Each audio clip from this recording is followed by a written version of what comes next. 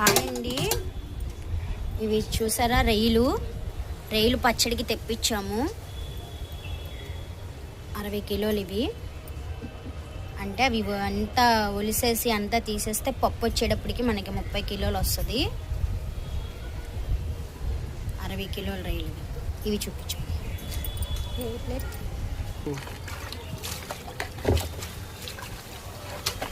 ఇది ఒలిసిన పప్పు.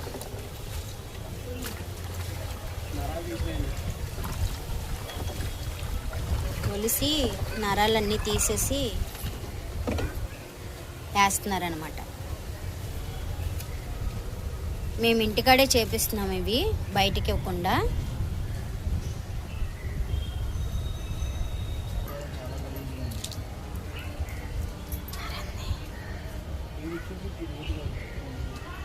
అది కొన్ని నరాలు చూసావు ఎలా తీస్తున్నారు.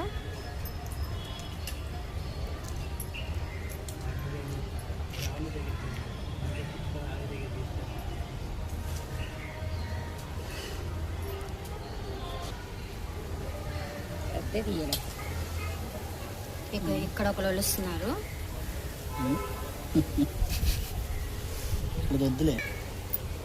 ఇదిగోండి ఇక్కడ ఇంకొకటి. మొత్తం ముగ్గురు చేస్తున్నారు డ్రెస్సింగ్.